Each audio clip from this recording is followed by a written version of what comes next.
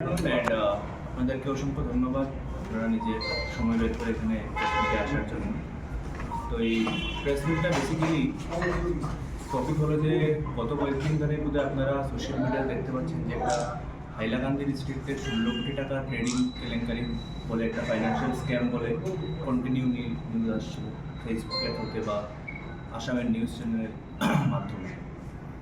তো এটার মধ্যে আমাকে পার্থপ্রতিম দেবনাথ, আমার বাড়ি কৈলা শহরে, আমার ওয়াইফ নম্রতা দাস, আমাদেরকে অ্যাকিউজ করা হচ্ছে যে আমরা নাকি 16 কোটি টাকা বরাকভেলি উপত্যকা থেকে নিয়ে পালাতাম। তো এই অ্যাকিউজেশনটা আমাদের উপরে আসছে কন্টিনিউ সোশ্যাল মিডিয়া থেকে, নিউজ থেকে। তো ওইটার ক্লারিফিকেশনের জন্যই আজকে আমি এখানে এসেছি। তো কী হয়েছিল, মানে গত 1 বছর আগে আমি তখন শিলচরে থাকতাম। তো ওখানে থেকে আমার নিজের বিজনেস ডেভেলপমেন্টের জন্য কিছু পরিচিত মানুষ থেকে আমি টাকা ধার নিয়েছি।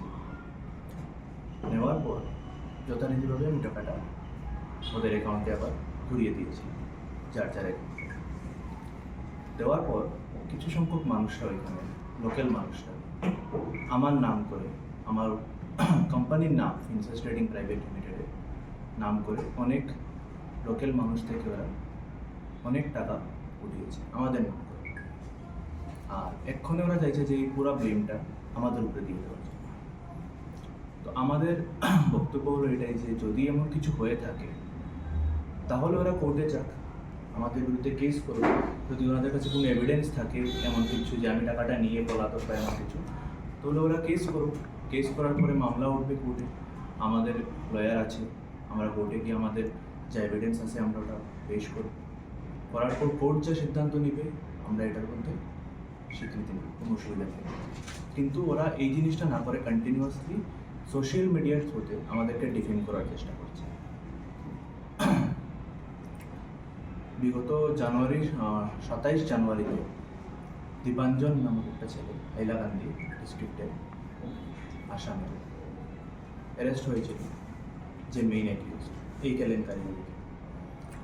তো ও অ্যারেস্ট হওয়ার পর যে এফআইআরটা ছিল হাইলাকান্দি পুলিশ স্টেশনে, এফআইআর নাম্বার 18/2025, ওই এফআইআরের মধ্যে 4 জন অভিযোগ করেছিল দীপাঞ্জনের বিরুদ্ধে যে ও ওদের থেকে 34,50,000 টাকা নিয়ে ওদেরকে সময়টা ফেরত দেয়। তা ছিল অভিযোগ ওদের। এই অভিযোগেও গ্রেপ্তার হয় 27 জানুয়ারি 2025। গ্রেপ্তার হওয়ার পর আপাতত এখানে বেইলে আছে, মামলা চলছে। কিন্তু ওই এফআইআরটার মধ্যে না আমার নাম আছে, না আমার ওয়াইফ নম্রতা দাসের নাম আছে, না আমাদের কোম্পানির কোনো উল্লেখ আছে। তো যে মানুষটি অভিযোগ করছে তাদেরই আমাদের বিরুদ্ধে কোনো অভিযোগ নেই, যারা মানে টাকা পাও না তাদের আমাদের বিরুদ্ধে কোনো অভিযোগ নেই, তারা আমাদের বিরুদ্ধে এফআইআর নামও দিচ্ছে না। কিন্তু অন্য মানুষ যারা এটার মধ্যে জড়িত আছে স্ক্যামের মধ্যে, তারা আমাদেরকে এটার মধ্যে জড়ানোর চেষ্টা করছে উইদাউট এভিডেন্স। তো এই ঘটনার পর সারপ্রাইজিংলি কী হলো, ও অ্যারেস্ট হওয়ার পর হঠাৎ আমাদের নামে একটা সমন আসে, যেটা 14 ফেব্রুয়ারি নম্রতা দাস, আমার ওয়াইফ, আর ওর ফ্যামিলির বিরুদ্ধে একটা সমন আসে হাইলাকান্দি পুলিশ স্টেশন থেকে। আমাদেরকে এপিআর হতে বলা হয় হাইলাকান্দি পুলিশ স্টেশনের সামনে। তো আমাদের এটা মনে ছিল যে ওখানে গেলে মেবি আমাদেরকে অ্যারেস্ট করে নিতে পারে পুলিশ, তাই আমরা অ্যান্টিসিপেটরি বেইলের জন্য আমরা এখানে আগরতলা থেকে একজন senior most advocate Shri Arindam Bhattacharya, ওনাকে আমরা এজ এন অ্যাডভোকেট, আমাদের অ্যাডভোকেট আমরা হায়ার করি। যথারীতিভাবে উনি প্রথম ফার্স্ট হিয়ারিংয়ের ডেট আসলো অ্যান্টিসিপেটরি বেইল, ওখানে গেলেন। যাওয়ার পর কেস ডায়েরিটা আসে। সেকেন্ড হিয়ারিংয়ে গেলেন, তখনও কেস ডায়েরিটা আসে। থার্ড হিয়ারিংয়ের ডেট ছিল 2 এপ্রিলে। তো থার্ড হিয়ারিংয়ের ডেট 2 এপ্রিলে উনি 1 তারিখে হাইলাকান্দিতে মুভ করার কথা ছিল। যথারীতিভাবে ওনার সাথে আমার ড্রাইভার বিশাল দাস আর আমাদের একটা গাড়ি দিয়ে আমরা ওনাকে পাঠালাম, হন্ডা সিটি গাড়ি দিয়ে। সন্ধ্যা 5:30 নাগাদ যখন উনি হাইলাকান্দি ডিস্ট্রিক্টে গিয়ে প্রবেশ করেন, ঠিক ওনার হোটেলের কাছাকাছি কিছু লোকজন এসে আমার ড্রাইভারকে এবং আমার অ্যাডভোকেটকে গাড়ি থেকে বের করে ওনাদেরকে প্রচণ্ডভাবে মারধর করে। আমাদের অ্যাডভোকেট ওনার রিবকেজের একটা হাড্ডি ভেঙে গেছে, ওনার পায়ের মধ্যে ফ্র্যাকচারও হয়েছে, উনি এখানে বেড রেস্টে আছেন ওনার রেসিডেন্সে। আমার যে ড্রাইভার বিশাল দাস, ওকে প্রচণ্ডভাবে ওরা মারধর করে।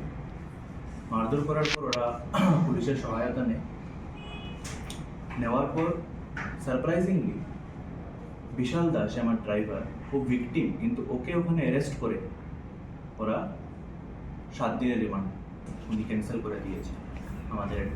আমাদের যে এভিডেন্স ছিল,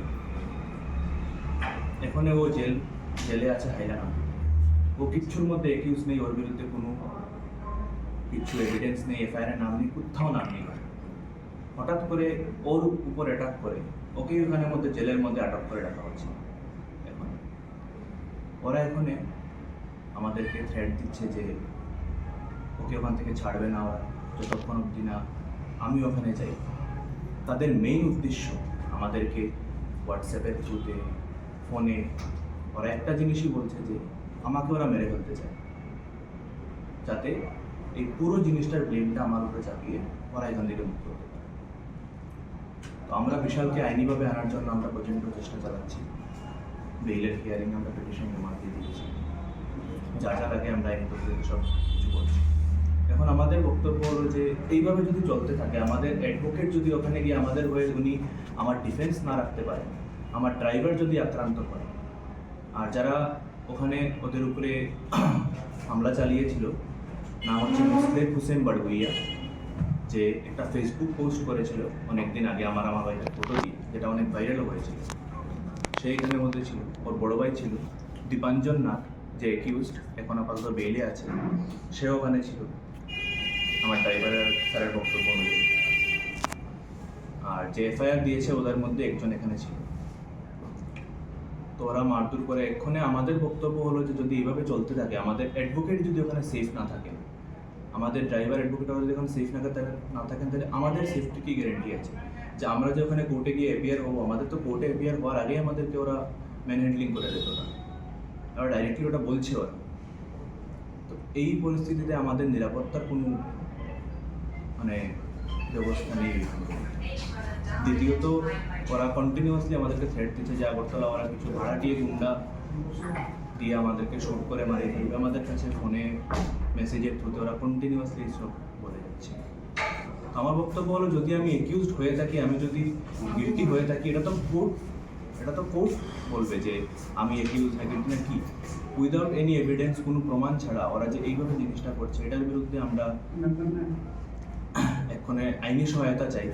আমি মাননীয় মুখ্যমন্ত্রী ত্রিপুরার এবং মাননীয় মুখ্যমন্ত্রী আসাম দুজনকে আমি আবেদন জানাই যে আমাদের ফ্রি অ্যান্ড ফেয়ার ট্রায়ালের জন্য একটা সেফ এনভায়রনমেন্ট আমাদেরকে দেওয়া হোক, যাতে আমরা আমাদের ডিফেন্স ওইখানে গিয়ে আমরা রাখতে পারি।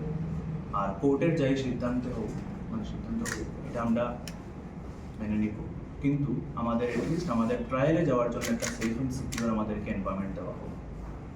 আর এইসব যারা ডেথ থ্রেট দিচ্ছে ওদের বিরুদ্ধে যাতে এখানে মামলা নেওয়া হোক।